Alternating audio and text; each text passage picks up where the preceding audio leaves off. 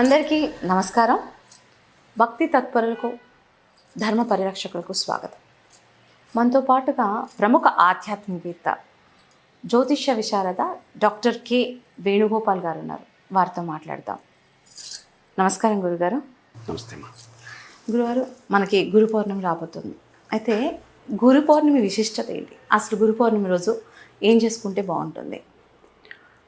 మనకు ఆధ్యాత్మిక రంగంలో కానీ లౌకిక రంగంలో కానీ గురువుకి చాలా పెద్ద ప్రాధాన్యతనివ్వడం జరిగింది. ఎందుకంటే గురువు అనే వ్యక్తి లేకపోతే మన జీవితము ఒక పద్ధతిలో ముందుకు వెళ్ళదు. గురువు అనేటువంటి వ్యక్తి ఉంటే మనకి ఒక మార్గనిర్దేశం చేస్తాడు. అది భక్తి మార్గం కానీ, అందుకే భక్తి మార్గంలో ఎక్కువగా మనకు గురు శిష్యుల బంధం కనిపిస్తుంది. ఆది శంకరాచార్యుల దగ్గర నుంచి ఆ గురు శిష్యుల పరంపర కనిపిస్తుంది మనకు. ఆధ్యాత్మిక రంగంలో గురువును అనుసరించి వాళ్ళు ఆ మార్గంలో వెళ్ళారు, భక్తి మార్గంలోకి వెళ్ళారు. లౌకిక సమాజంలో మనము పిల్లలు బాగు చేయడం కోసం పాఠశాలలకు పంపిస్తాం, విద్యాశాలలకు పంపిస్తాం. అసలు మనిషి పుట్టుకినప్పుడే, శిశువుగా పుట్టినప్పుడే వాడికి నడక రావడం, మాట్లాడడం జరిగినప్పుడు తొలి గురువు తల్లి. తల్లి కదా అంత ఎక్కువ అనుబంధం ఉంటుంది. సో అమ్మలాగా మాట్లాడే ప్రయత్నం చేస్తాడు వాడు. అమ్మ ఏం మాట్లాడుతుందో మాటలు రాకముందు వాడు దాన్ని అబ్జర్వ్ చేసి తల్లి మాట్లాడినట్టే మాట్లాడే ప్రయత్నం చేస్తాడు. లేదు తండ్రితో ఎక్కువ అనుబంధం ఉందనుకోండి, తండ్రిలాగా మాట్లాడతాడు. లేదు ఇంకెవరైనా ఇంట్లో పెద్దవాళ్ళు ఉంటే వానికి ఎక్కువ వంట ఎవరు సమయం కేటాయిస్తారో వారి ప్రభావం వాళ్ళ మీద పడుతుంది. నడక కానీ, మాట తీరు కానీ, కొన్ని మనకు లక్షణాలు ఉంటాయి కదా, ఊతపదాలు, చేతులు ఊపడము, అవన్నీ కూడా పిల్లలకు వస్తాయి. ఎందుకు వస్తాయి? అనుకరణ. వాడికి ఎవరితో కాస్త జ్ఞానం వచ్చిన తర్వాత, ఒక 3-4 ఏళ్ళు వచ్చిన తర్వాత వాడిని ఎత్తి మనం ఒక పాఠశాలలో పెడతాం, ఒక విద్యాశాలలో. అక్కడ వాని మీద ఎవరైనా ఆ టీచర్ల ప్రభావం పడింది అనుకోండి, వాడికి నచ్చి ఆ టీచర్ లాగా ఇమిటేట్ చేస్తాడు. వాడు మన ఇంటికి వచ్చి టీచర్ లాగా మాట్లాడతాడు. సో తొలి గురువులు తల్లి, తండ్రి, గురువులు, ఉపాధ్యాయులు కదా. ఇక మనకు సంస్కృత వాంగ్మయంలో తొలి కవి వాల్మీకి రామాయణం రాశాడు ఆయన. తొలి కావ్యం రామాయణం. అయితే సంస్కృతంలో ఇంకా అద్భుతమైన కవులు ఇద్దరు ఉన్నారు. తొలి కవి వాల్మీకి అయినప్పటికీ రెండవ కవి వేదవ్యాసుడు, మూడవ కవి కాళిదాసు, ఇలా చాలామంది ఉన్నారు. అయితే మనకు ఈ వేదవ్యాసుడు చాలా పెద్ద వర్క్ ఇచ్చాడు. మామూలు వర్క్ చేయలేదు ఆయన. సంస్కృత సాహిత్యంలో మనము ఇదివరకు అనుకున్నాం, ఏకరూపమైనటువంటి అపౌరుషేయమైన, అంటే మానవుల చేత నిర్మింపబడకుండా భగవంతుని చేత ప్రసాదింపబడిన వేదాన్ని 4 వేదాలుగా విభజించాడు. అందుకే ఆయన వేదవ్యాసుడిని పిలిచాం. ఆ సామవేదము, యజుర్వేద వేదము, అథర్వణ వేదము, ఋగ్వేదం అని 4 రూపాలు. ఆయన వేదం రాయలేదు, వేదం ఉంది. ఆ వేదాన్ని 4గా విభజించాడు మానవ సౌలు. అప్పటి నుంచి ఆయన వేదవ్యాసుడు అన్నాం. అంతట్లో ఊరుకోలేదు ఆయన. 18 పురాణాలు రాశాడు. మళ్ళా ఇలా అనేకమైనటువంటి ఎన్నో రాశాడు అతను. పంచమ వేదం అనబడే మహాభారతం సంస్కృతంలో రాసింది ఆయనే. తర్వాత అనేక మంది మన తెలుగులో అన్నయ్య, తిక్కన, వీళ్ళు కవిత్రయం వాళ్ళు, వేరే వాళ్ళందరూ రాయడం మొదలుపెట్టింది. ఈ వ్యాస భగవానుడు ఇంత మనకు అందించాడు కదా సాహిత్యాన్ని. 4 వేదాలుగా విభజించాడు మన కోసం. 18 పురాణాలు రాశాడు, వేదాంగాలు రాశాడు, ఇన్ని పురాణాలు ఇవన్నీ చేశాడు. కాబట్టి ఈయన్ని ఒక తొలి గురువుగా భావించి ఆయన జయంతి రోజున గురు పౌర్ణమి చేసుకుందాం అన్నారు. అందుకే ఆషాఢ మాసంలో వచ్చే పౌర్ణమిని వ్యాస పౌర్ణమి అని కూడా పిలుస్తాం మనం. ఆయన పేరు మీదుగా పెట్టడం జరిగింది.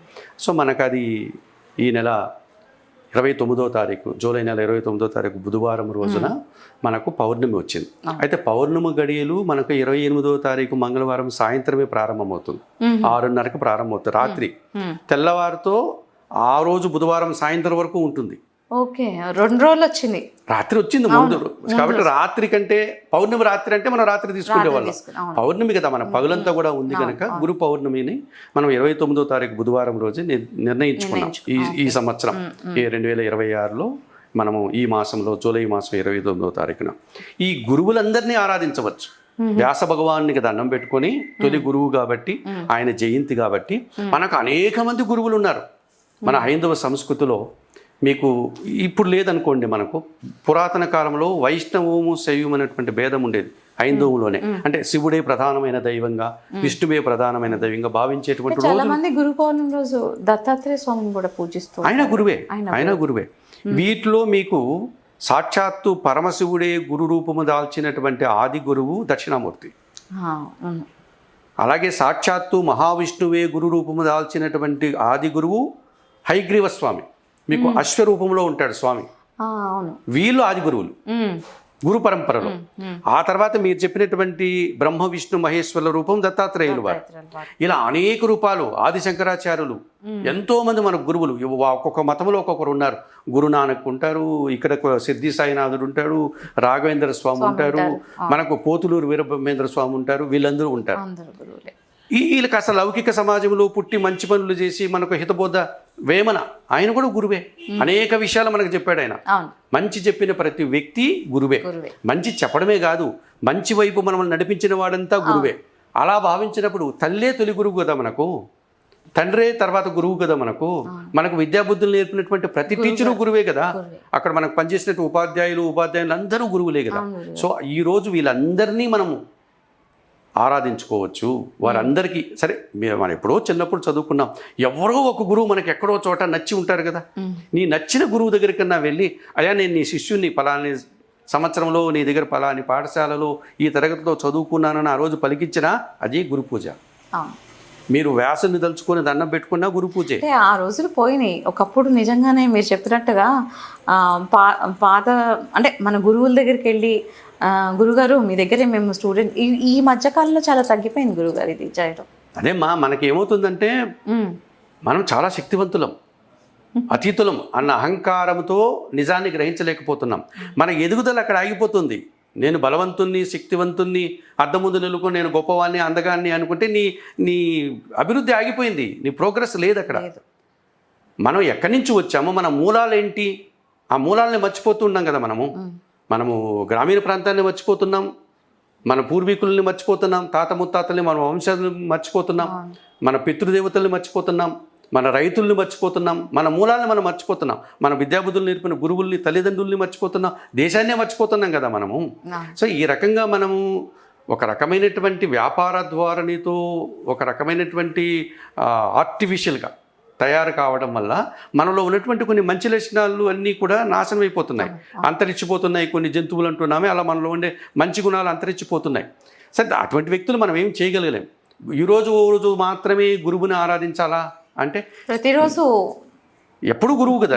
నీకు ఎంతో నిన్ని కుజోను పెట్టి గంటల కొద్దీ నిల్చొని నీకు పాఠాబుద్ధులు, నీకు పాఠాలు, విద్యాబుద్ధులు, విజ్ఞానాన్ని అందించినటువంటి వ్యక్తి గురువు. నీ నుంచి ఏమైనా ఆశిస్తాడా? లేదు, ఏమీ ఆశించాడు అతను. నువ్వు మంచి మార్కులతో పాస్ అయితే ఆయనకు వచ్చినంతగా ఆనందపడతాడు. మా గురువు ఒక ఆయన ఒక మాట చెప్పేవాడమ్మా, ప్రతి వ్యక్తి అద్దం ముందర పోయి నిలుచుకొని వాడు చూసుకుంటాడట. నేను ఈరోజు ఎలా ఉన్నాను, నా అందం ఎలా ఉందో, నా హెయిర్ ఎలా ఉందో, ఇంకొకటి అని.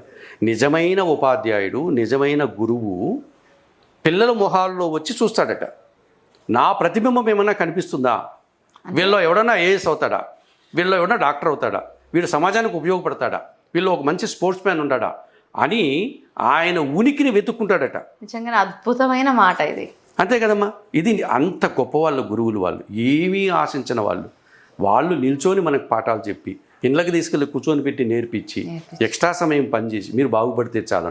మాకు ఎప్పటికీ మనం ఎక్కడైనా ఆ పార్కుల్లోనూ, రోడ్డు వారల్లోనూ ప్రశాంతంగా ఎవరినో వెళ్తూ ఉంటే మనం ఒకసారి ఆయన మాకు పాఠం చెప్పాడు అప్పుడు ఎలిమెంటరీ స్కూల్లో, హై స్కూల్లో అని అనుకుంటూ పోతూ ఉంటారు. ఒక్క నిమిషం ఆగి ఆయన దగ్గరికి వెళ్ళి ఆయనకు ఒక నమస్తే పెట్టి, అయ్యా నేను ఫలానోని, వాళ్ళు గుర్తుండదు, ఎందరో వేల మందికి చెప్పింటాడు, వీడు ఏ బ్యాచ్ గుర్తుండదు, రూపాలు మారిపోయి ఉంటాయి, వాళ్ళు గుర్తుండదు పాపం. ఫలాని వాడిని అంటే ఒకవేళ గుర్తుపెడితే, అవును నువ్వు అలా ఉన్నవాడు అని అన్నాడు అనుకో, నేను ఇప్పుడు ఈ పొజిషన్లో ఉన్నాను, నువ్వు ఏమీ ఇవ్వద్దు, నేను ఇలా ఉన్నాను గురువుగారు అని చెప్తే ఎంత ఆనందపడిపోతాడో. ఆ ఇంటికి వెళ్ళి నా శిష్యుడు కనపడ్డాడు, వాడు ఏమీ ఈయనకి ఇవ్వాల్సిన పని లేదు, తెగ ఆనందపడతాడు. అంటే మనం నాటిన మొక్క అది ఎదిగి అది ఫలాలను ఇస్తే, అది పుష్పాలను ఇస్తే ఎంత ఆనందపడతాము. పైగా బ్లెస్సింగ్స్ కూడా కదా వాళ్ళకి, ఆ మనసు తృప్తి కలిగిందంటే అది అవతలకి బ్లెస్సింగ్స్. అంతటి గొప్ప శక్తివంతమైనటువంటి వ్యక్తి గురువు. అందుకే ఆ గురువుని తలుచుకోవడం కోసం ఆ వ్యాస మహర్షిని దృష్టిలో పెట్టుకొని ఈ గురు పౌర్ణమ, వ్యాస పౌర్ణమ అని మనకు నిర్దేశించారు.